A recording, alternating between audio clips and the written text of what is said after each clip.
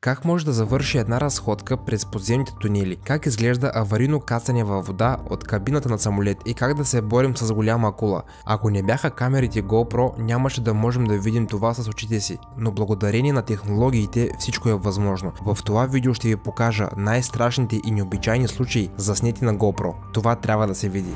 Разходка през тунелите. Никога не е късно да се впуснете в търсене на приключения. Така Брайан Гарсия и неговите приятели решили да изследват тунелите в метрото. Повечето от видеозаписите изглеждат монотонни и скучни. Те са обикаляли тунелите. Нищо особено не се случва, но жаждата за адреналин надделява и скоро компанията решава да отиде по-надълбоко в сложните тунелни вериги. Както виждате, там е напълно тъмно и само фенера на телефона им служи за подсветка. Всеки един от тях непрекъснато се оглежда. Разбира се, че никой не иска да срещне огромен влак в подобен тунел, но това е неизбежно, нали така? Изведнъж те наистина чуват същия звук отзад. В паниката те се втурват към най-близкият изход. Те са имали голям късмет. Цялата компания е успяла да изскочи от тунела само няколко секунди преди влакът да ги настигне.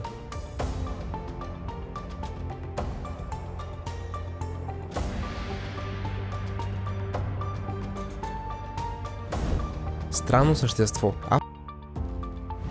Катастрофа в небето. Следващото видео в тази класация изглежда като режисирано от професионални каскадьори. Спойлер, това не е вярно. Всичко се е случило в действителност. В небето над американският щат Уисконсин на височина от 3,5 км, два самолета са летели един до друг. Общо на борда им е имало 11 души, 9 парашутисти и 2 пилоти.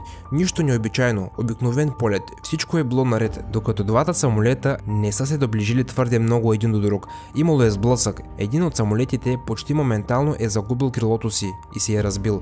Тази сцена е заснета в детайли от камерата GoPro, монтирана на каската на един от парашутистите. В падналия на земята самолет, за щастие, всички са имали парашути. Осъзнавайки, че самолетът е обречен, пилотът просто е скочил заедно с останалите парашутисти.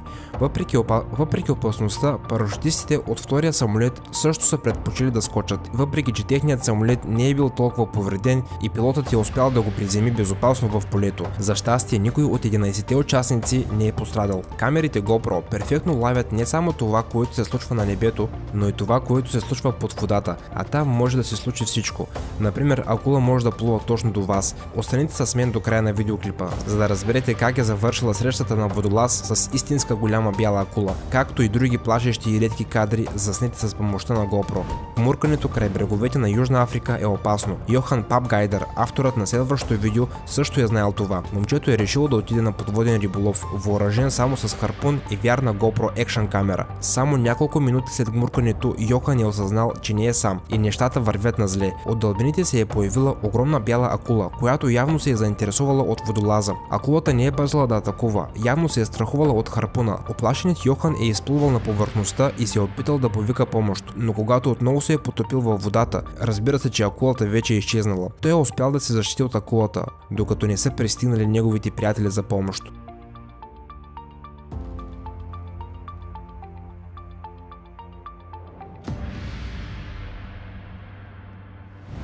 Невероятно задно салто. Затова първоначално са били изобретени камерите GoPro, за да може търсачите на адреналин да ги прикрепят към своите каски или костюми и след това да дадат шанс на зрителите да изживеят уникалното си изживяване, без да рискуват живота си. Ярък пример за такъв подарък може да бъде запис на уникално пътуване на Кейли Марк Гари, заснет през 2013 година по време на екстремния фестивал Red Bull.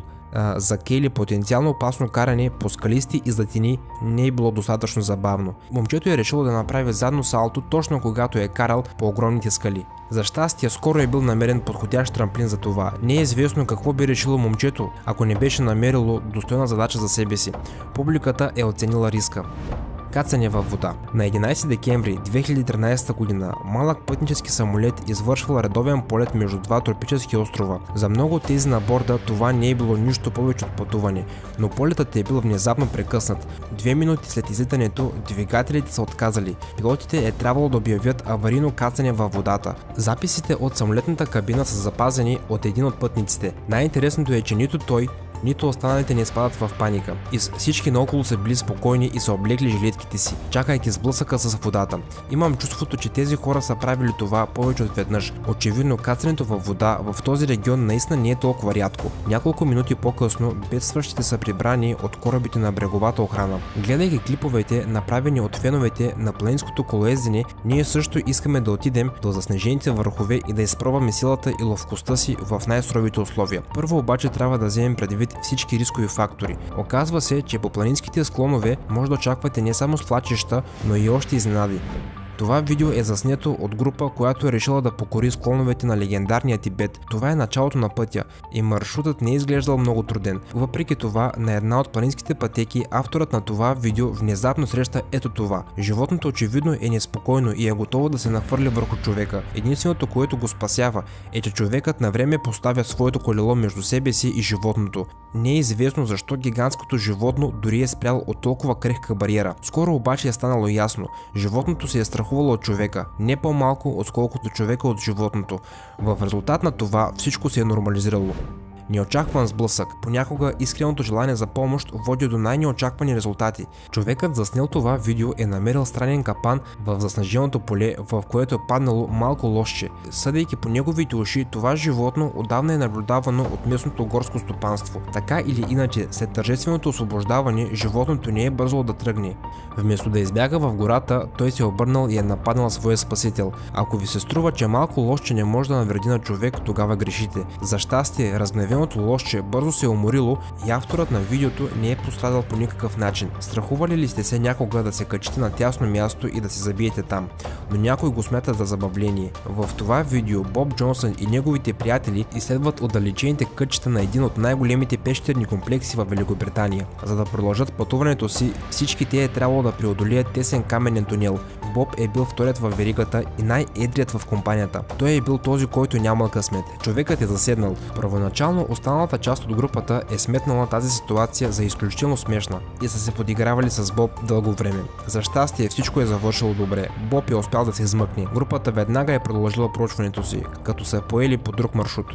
Парасейлингът се счита за един от най-безопасните екстремни спортове. Така е. В крайна сметка го предлагат в почти всички популярни курорти, но организаторите на такова забавление могат да носят отговорност само за техниката на полета и кацането. За съжаление, те нямат контрол над колите. Тези момичета бързо са забелязали, че кацането им в крайна сметка може да не е толкова безопасно. За щастие всичко се е нормализирало и те са успели да се изтеглят директно на лодката. Какво е вашето мнение за видеоклипа, приятели? Коя случка ви беше най-забавна и най-интересна? Не забравяйте долу в коментарите да споделите вашето мнение. Отговарям на всеки един коментар.